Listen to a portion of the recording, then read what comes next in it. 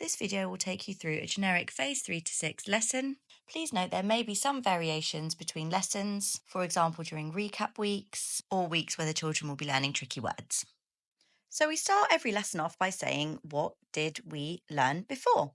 And we recap the previously learnt GPC, in this case it was OI, and briefly go over some of the deeper understanding points. Next, we take a look at the GPCs that we have learned in this phase so far. Now, this is a Phase 5 lesson, so we are revisiting the Phase 5 GPCs that we have learned. If you feel like it would be beneficial for your class, you absolutely can incorporate the Phase 3 GPCs.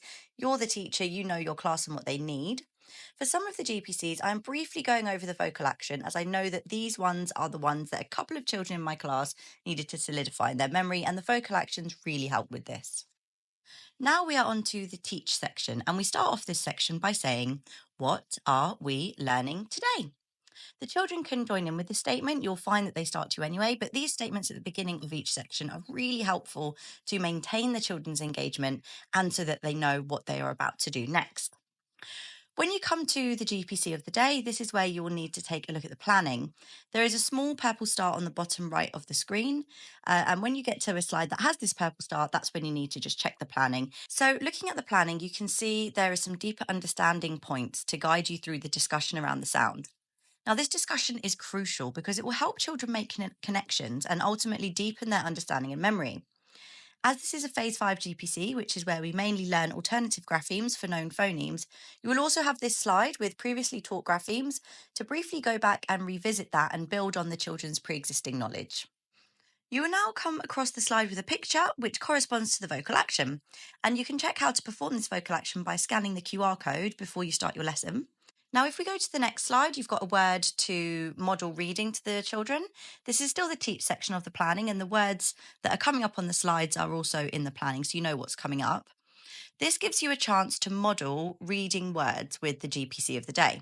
So you should read it first, modelling, good segmenting and blending, pointing out the sound that you're learning today. Then ask the children to repeat, then repeat all together again. Repetition is so important in phonics, so keep repeating, but try and keep it nice and pacey at the same time. There are 3 words altogether to read in this part of the teach section. In Phase 3, all of the dots and dashes are already on the screen, as children may still be developing this skill of segmenting and blending to read words. If you want to draw the dots and dashes as you read, that's absolutely fine as well. Some children may still benefit from this. It's also a good idea to encourage children to point at the sounds as they're reading as well.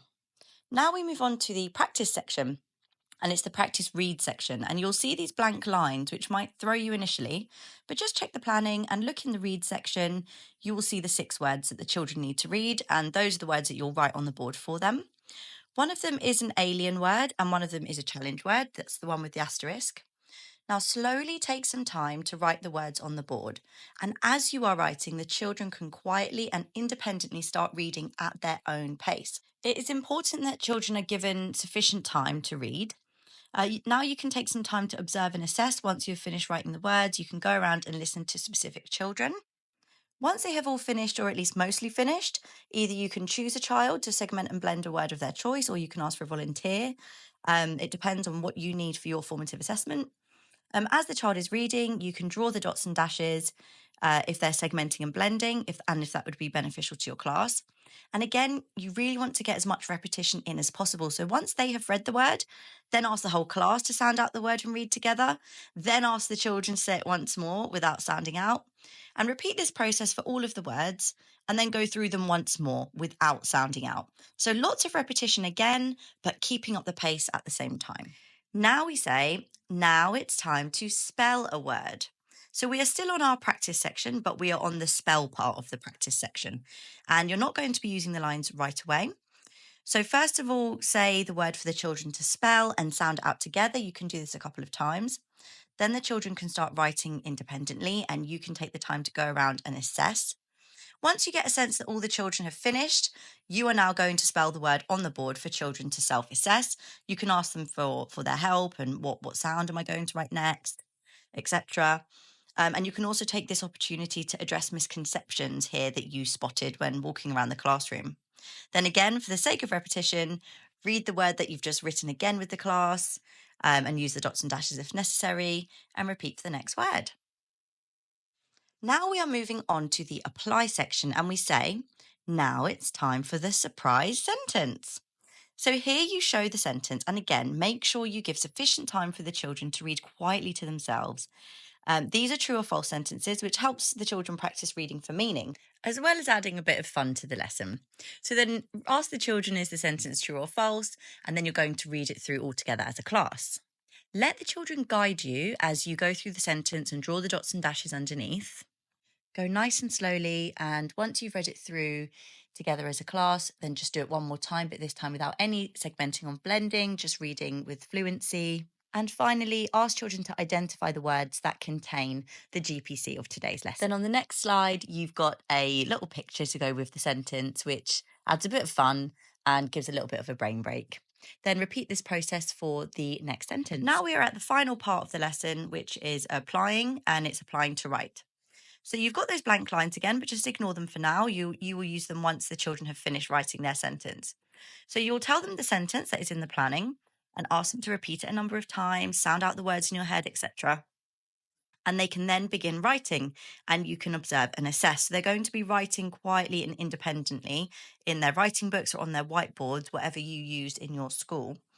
Children who finish quickly could add a conjunction to their sentence to make it longer, or they could make up their own sentence with a word that contains the GPC from the that they've been learning today. And once you've sensed that everyone has mostly finished, you can then ask children to help you write the sentence on the board so that children get that opportunity again to self-assess.